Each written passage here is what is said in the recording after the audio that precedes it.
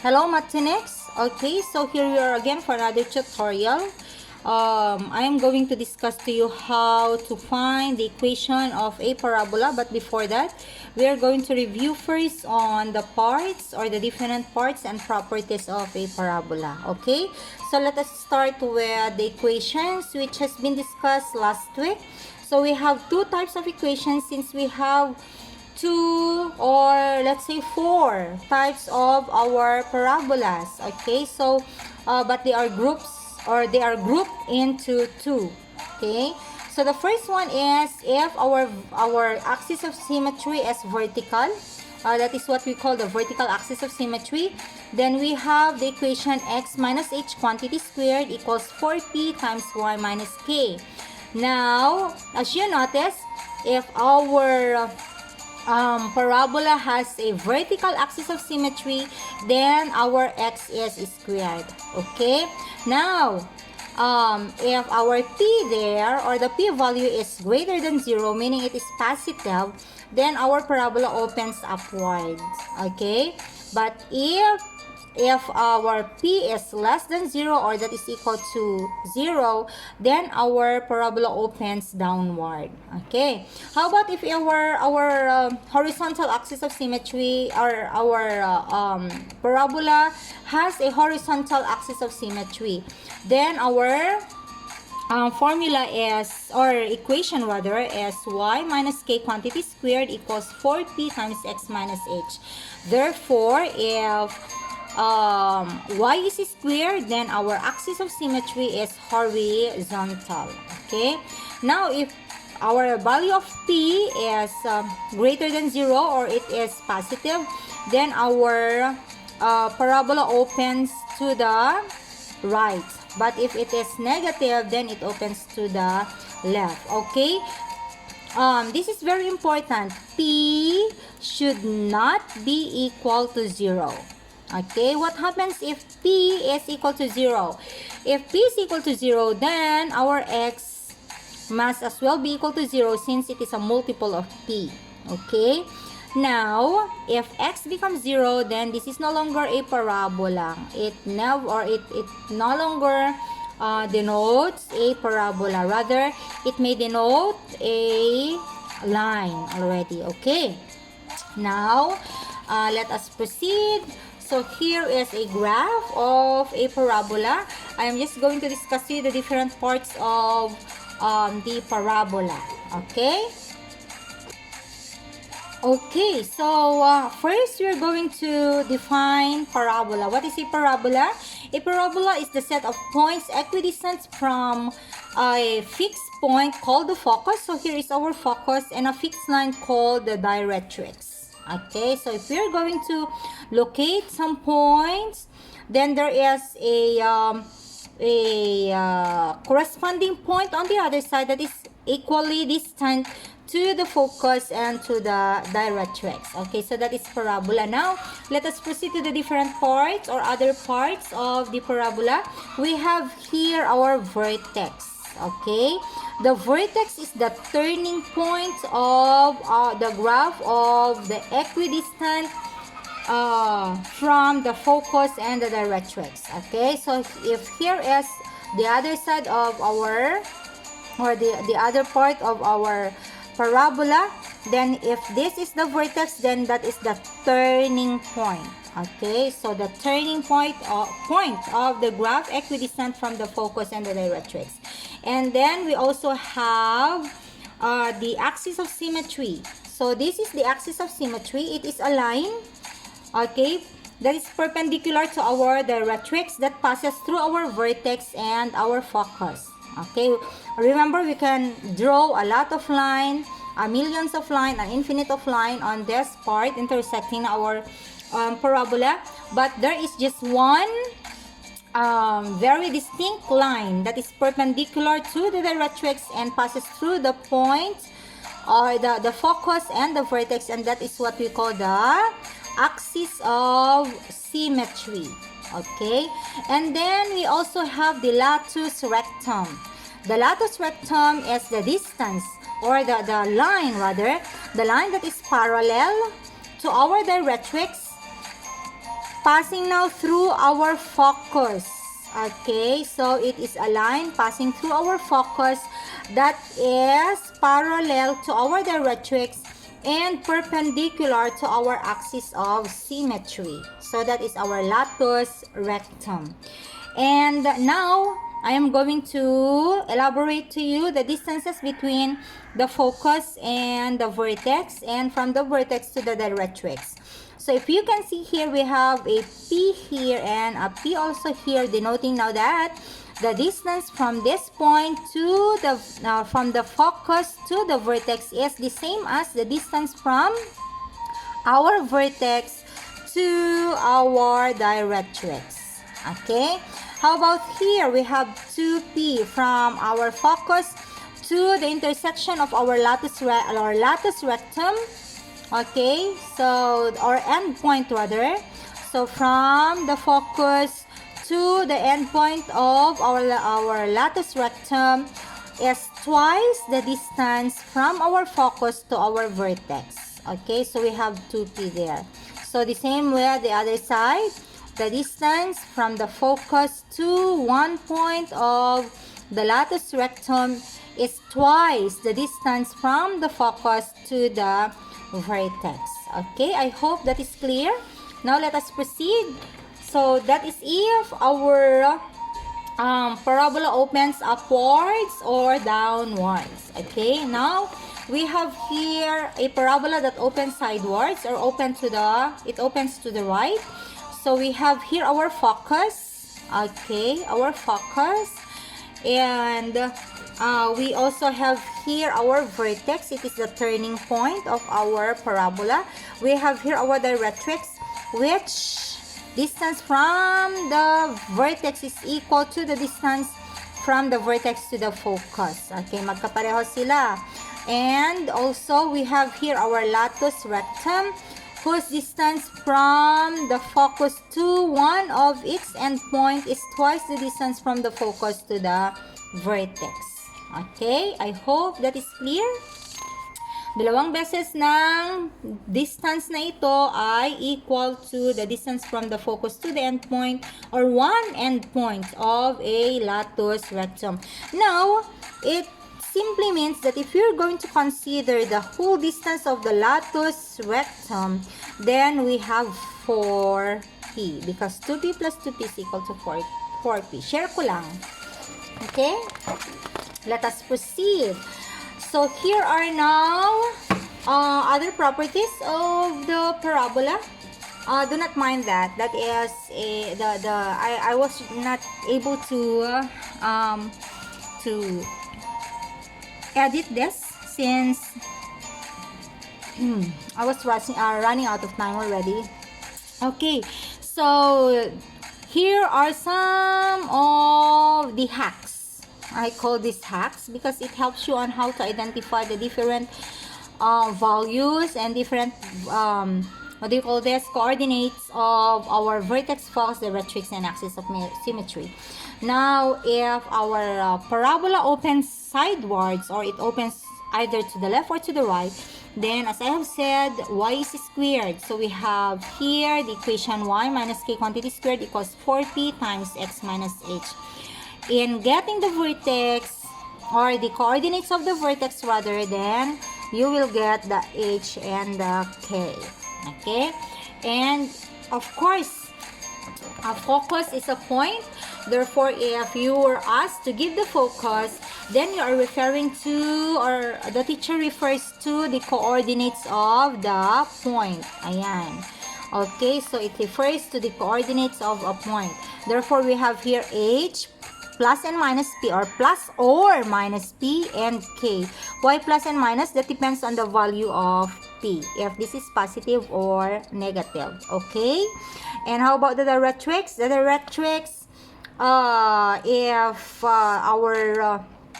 our axis of symmetry is horizontal, then our directrix is it horizontal or vertical? It is vertical. Therefore, the directrix, or this directrix, refers to the points where our directrix or the line intersects the x-axis on our coordinate plane. Okay, so parang ito. Okay, so this is horizontal symmetry, and then ito yung ating directrix. Okay, for example, we have here our Cartesian coordinate plane like that. Okay, and this is our 0 and 0 point of origin, and we have here -1, and we have here let's say +1 and +2 and +3. Ayan. Okay, so here is our, what do you call that? Directrix. Our directrix is x is equal to -1. Ayan. So it is for the point, or it is the intersection of our directrix and our x-axis, since our directrix is vertical. Okay. Then we have the axis of symmetry. Our axis of symmetry is y is equal to k. Ayan, for example, this is -3/4. Okay, and this is our axis of symmetry. This is our axis of symmetry. Okay, and the axis of symmetry refers to the point where our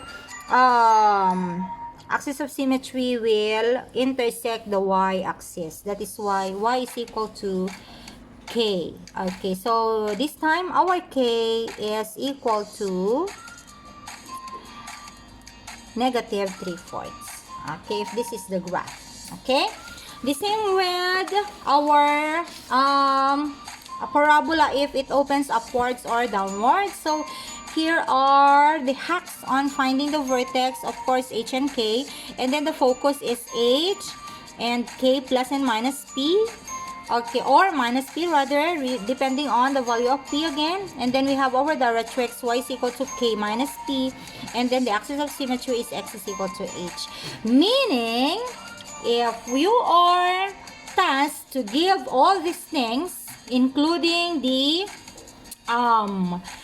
equation of our parabola, all you have to do is to find the values of h, okay, k, and p. Ayan. So, ito lang yung mga kailangan mo para matagpuan mo or malaman mo na lahat kung ano yung mga ito. Kung ano yung coordinates ng vertex, coordinates ng focus, yung coordinates ng directrix, at saka ng axis of symmetry. Okay? Ganun lang kadali. Now, how about this? I included this, although this is not originally on the what do you call this, the slides.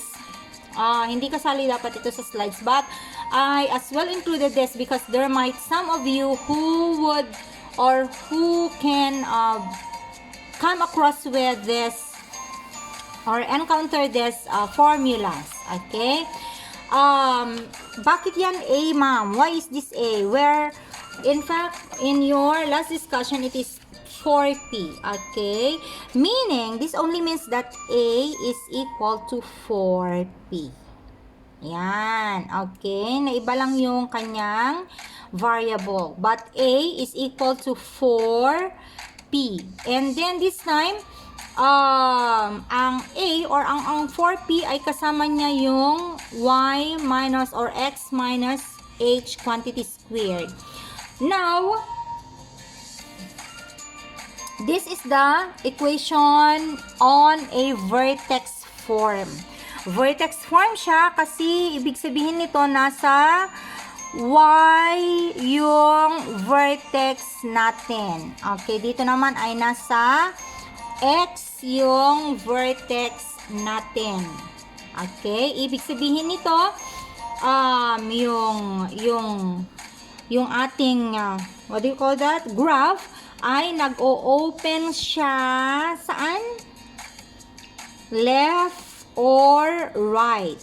Horizontal. Diba? Ang horizontal natin doon sa x ay sa coordinate plane natin ay x. Ayan. At dito naman, ang ating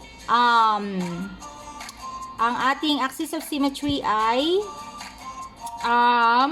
nasa y-axis or nag-o-open siya vertically. Ayan. So, eto kapag ang magdali siya kapag ang hinahanap mo ay yung axis of symmetry. Kapag nakita mo ganyan, ay eto, nag-o-open siya ay upward or sideways.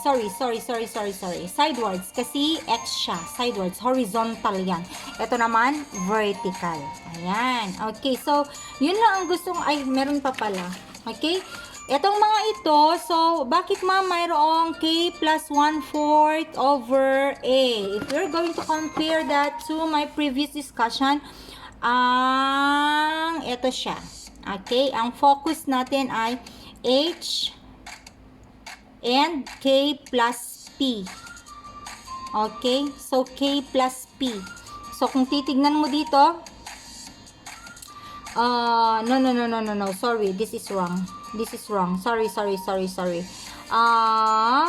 Ang ibig palang sabihin nito ay 1 over A is equal to 4P. Ayan pala. Kasi nalipat pala siya. Nalito na ang lola nyo. Okay? So, kapag ang hinahanap mo ay itong mga ito, all you have to do, kapag ang given ay ganyan, is to rewrite it to its standard form. Kasi nakakalito ito. Diba? So, mas madaling kunin yon. Okay? Kaysa ito. Okay? And, the next one is the opening direction. Ayan. So, if, hindi pala. Ito pala. Nalilito na talaga ang lola nyo. Maximum or minimum. Okay? Ang may maximum at minimum lang ay yung, parabola na ang opening ay upwards or downwards. Or yung may vertical axis of symmetry. Why? Because the minimum, kapag sinabing minimum, ito yung lowest part ng graph ng ating parabola. Okay, let me explain that using my first slide kanina. Okay, so if our parabola opens upwards, then this is its minimum. Ayan, yan ang minimum natin. Okay? If it opens upward. Now, if it opens downward, wala siyang minimum kasi this line will go there. But it does have a maximum. So, that is our maximum. Okay? So, I hope you get that. If our parabola opens upwards, then it has a minimum. And if it is open or it opens downward, then it has a maximum. And it always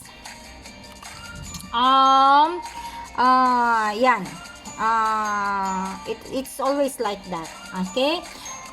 Kaya naman, ang horizontal, kapag horizontal axis of symmetry, meron tayo din, it has no minimum, it has no maximum. It is not applied. The minimum and maximum is not applied. Okay. Now, I hope that is clear. Ang minimum ay matatagpuan lang sa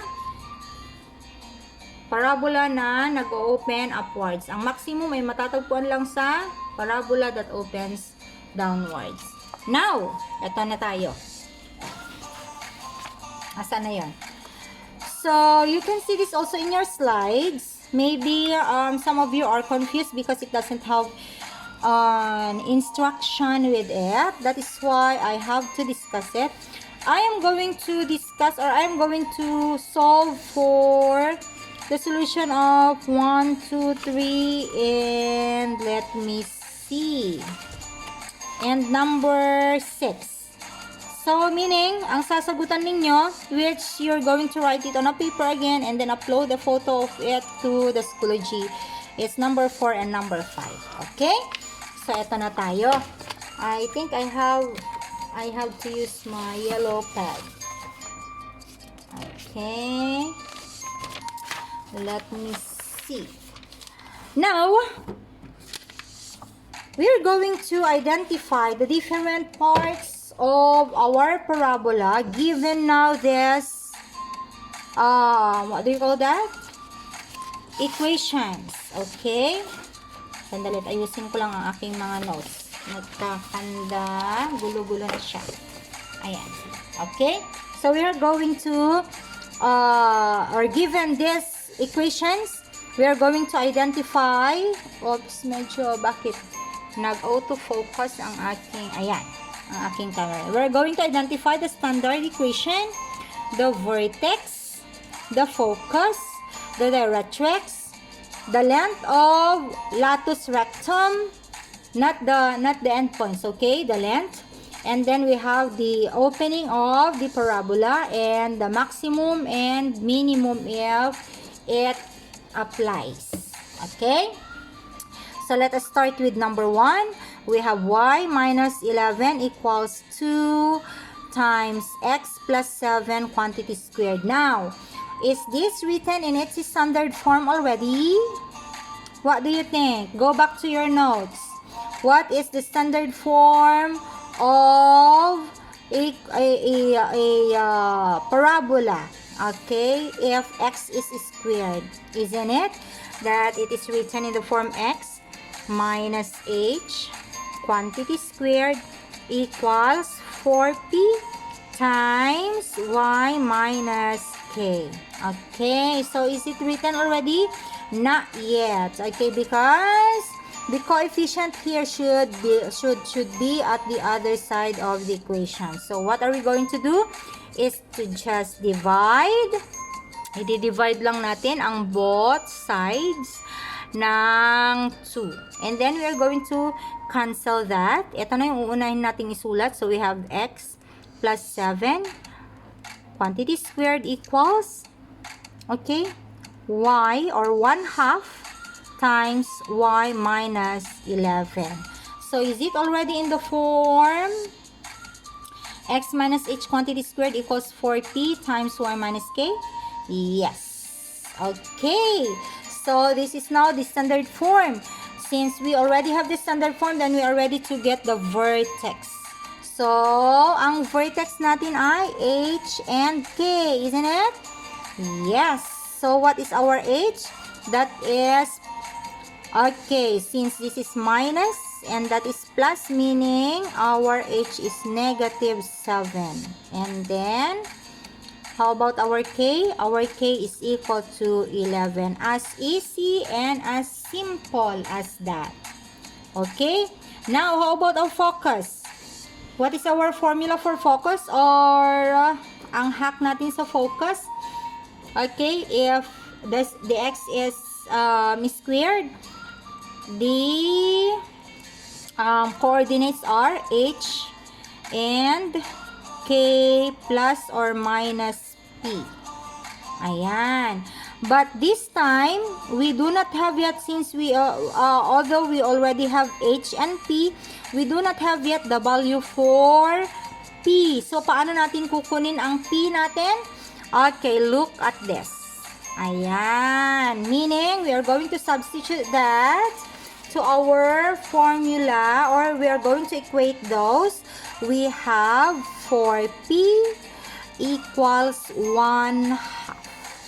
Okay, in order for us to get our p, and so we have to divide both sides by, so divided by 4, by 4, sorry, by 4, and so we have p is equal to 1/2 times 1/4 is 1/8.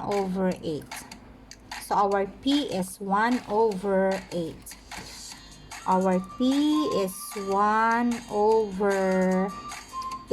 Okay, therefore the coordinates of our focus are, our h is negative 7 and 11 and 1/8, because that is positive. Since that is positive, so we have to add, so that is 11 and 1/8. As simple as that. How about our directrix? Okay, so our directrix, look at this. Baka nalilito na kayo. Our directrix, if x is squared. Ito yung directrix natin. If x is squared, ito yung ating directrix. Okay? So, let us copy that. Okay? Kasi yung x ang na-square sa atin, di ba? Ayun. Okay? And so, we have y equals k minus p. Ayan. So, again, y is equal to, our k is negative 11 minus our p is 1, 8. Therefore, y is equal to negative 11 and 1, 8. As simple as that. Okay. Next, how about the length of our latus rectum? Okay. Balikan natin yun kanina. Again, the length of our lattice rectum. Ito yung ating lattice rectum. Nasaan na yung notes ko kanina? Okay, ito. Ang lattice rectum nito, di ba? Ay from here to here, passing through our focus. That is 4P. Okay, meaning, di ba? Meron tayo kanina, ang 4P natin ay 1/2. Therefore, our latus rectum is equal to 1/2. Very simple. Okay? Next, how about the opening of our parabola? Since x is squared, meaning it opens upwards or downwards. Okay, but the question is, upward ba o downward? Okay, anong sabi natin kanina? If P is positive, it opens upward. Okay, so since our P is positive, then it opens upward. Okay, upwards. Ayan. Okay, since it opens upward, does it have a minimum or maximum? If it opens upward, then it has a minimum. Ayan. And that minimum is our vertex, which is negative 7 and 11. Okay. So, as simple and as easy as that. Okay. Next.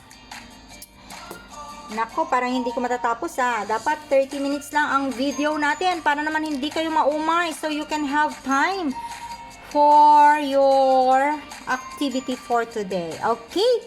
So we have negative 2 times y plus 7 quantity squared equals x minus 5. So this time again, is it written? Or y naman ngayon ang ating na-square. So we have y minus k quantity squared equals 4p times x minus h. That is our standard equation if y is squared. And this time, it is not yet written on its standard form. Therefore, we have to divide both sides by negative 2. So, cancel natin siya. So, we now have y plus 7 quantity squared equals negative 1/2 times x minus h. So, there we go. It is already written in its standard form. Okay? YH. That is 5. Sorry. That is 5. Minus 5. Okay? Now, how about the vertex? So, again, our vertex is H and K. So, we have H is 5. And then, our K is, okay, this time we have negative 7. Okay. Now, how about our focus? Our focus this time, since y is squared, let us look at our focus. Our focus is if y is squared is h plus or minus p and k. So, let us write it here. H plus and minus p, or minus p rather, and k. Ayan. So, we already have k, we already have the h, but we still don't have the p. So, this time again, we look at this. Pero wag niyo susulatan ng ganito yung kanin nyo, ha? Yung answer niyo sa akin kasi malilito ako. Okay, so ginagawa ko lang ito para sana pala gumamit ako ng friction pen para ma-erase ko din later on. Okay, so our P this time, our P or 4P rather, 4P is equal to negative 1/2. So we have to divide both sides by P so we can cancel that. P now is equal to negative 1/8.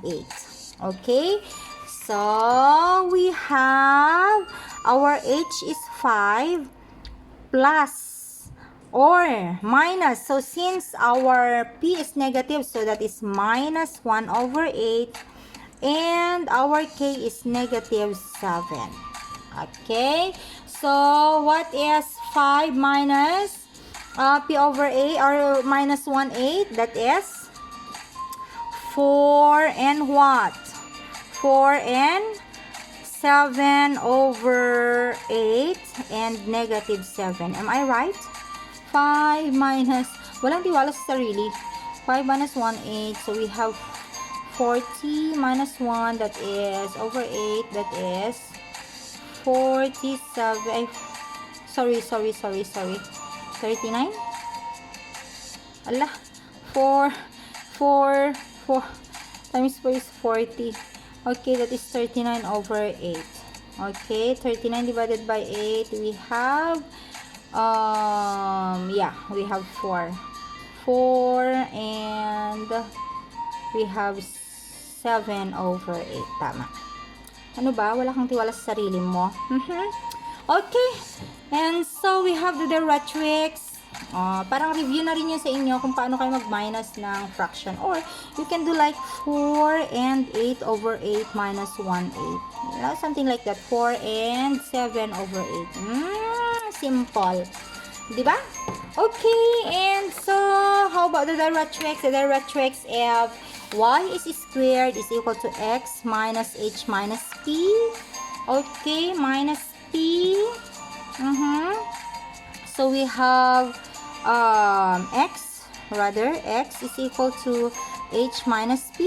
So we have x is equal to, our h is 5 minus negative 1 over 8, isn't it? It is negative. That's why we have x is equal to 5 and 1 over 8.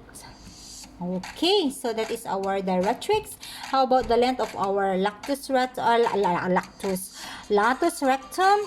Okay, the length of our lattice rectum is equal to, okay, negative 1/2. 4P is equal to negative 1/2. No, that's not. Our P is, sorry. Our P is, okay, our P is negative 1/8 times 4 is, times 4, that is negative 1/2. But, oh, sorry. Yan. Okay, I got it. It is, sorry, I forgot this. It should be the absolute value. Okay, absolute value, since we do not have a negative. Kaya siya nag-negative kasi this opens to the left. Okay, it opens to the left. It should be the absolute value of that. Okay, absolute value dapat niya. Okay, because there is no negative distance or negative length. Okay, so since it opens to the left, bakit sabi kong it opens to the left? Because this is sidewards. It opens sidewards, isn't it? And that the value of P is negative.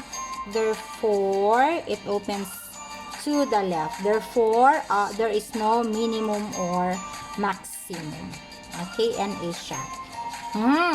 Next, we have y equals 5 times x plus 10 quantity squared. Again, it is not written in its standard form. Ganun dapat kasi x yung square, di ba? Ayan, so we have to divide again by 5 by 5. Cancel.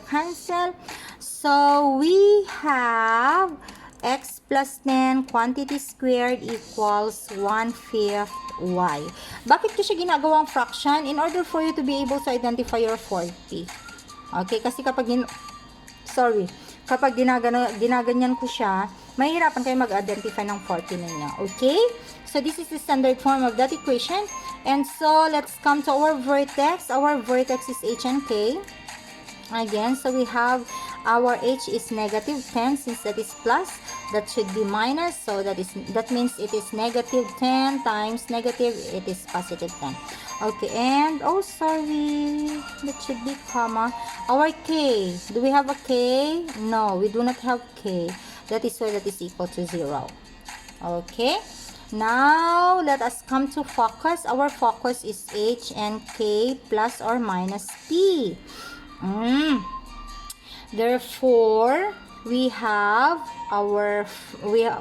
have our h and k, but our ps is still missing, and for p this time is equal to 1 over 5. Okay, therefore we have to divide both sides by 4, cancel, so p is equal to 1 over 20. Okay, so we have negative 10 and our k is 0, therefore we have 1 over 20 as our k. Okay, and then next we have our directrix. Our directrix this time is y is equal to k minus, is it minus? Are you sure? Directrix is equal to, yes, k minus p. Ayan, k minus p. Yan. So, we have, ang kalat na naman ang table ko, guys. Sorry about that. Okay, so we have y is equal to our k is 0, and then minus p is negative 1 over 20. Ayan. Okay, y is equal to negative 1 and 20. That makes sense since our vertex is positive and, okay. And so, we have our lattice rectum. Our lattice rectum is equal to 1/5. The absolute value of positive 1/5 is 1/5. Ayan. Okay, and then we have the opening of our parabola. Since our P is positive, then it opens upwards. So, we have a minimum or maximum. We have a minimum, which is negative 10 and 0. Ayan. Okay. So, it does make sense because if our k is 0, then our focus is at 1 over 20 above 0, and our directrix is negative 1 over 20 below 0. And if you're going to multiply this by 4, then that is equal to 1 over 5. Okay, so I hope you understood that. Next, we have 4y squared equals x. So again, it is not written in the standard form because diba dapat yung constant or yung ating coefficient ay palaging kasama ng hindi na i-square. Okay, so the coefficient should always be with the variable which is not squared. So again, we have to divide this by 4, cancel, so we have y squared is equal to 1/4 of x. Ayan. Okay, and so let's come to our vertex. We do not have there h and k. Our vertex, we do not have here h, so we have 0. We do not have, dito pala yung h. And then we do not have k there, we have 0. Huwag kayong malilito sa h and k, ha? Ang h palaging kasama ng x, ang k palaging kasama ng y. Ayan. And so our focus, since y yung ano natin, so our focus is h plus or minus p and k. Ayan. So this time, again, we have our h, we have our p, but our k rather, but we do not have our p. So let us solve for our p. Our p ay nahulog yung isa kong notes. Our p is 4p is equal to 1/4. Ayan. Okay, so if you're going to divide this by 4, then divide this by 4, then our p is equal to what? Is it equal to 1? No, it is equal to 1 over 16.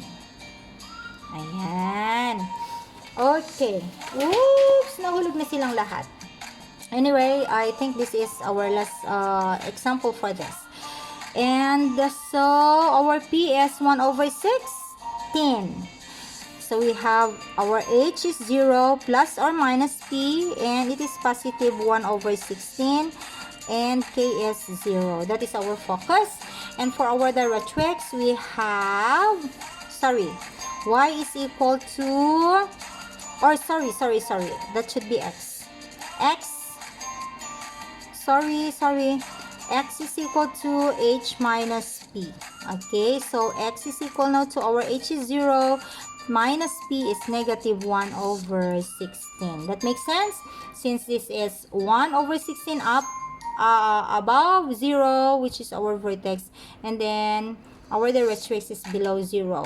Meaning, our latus rectum length is equal to 1/4, and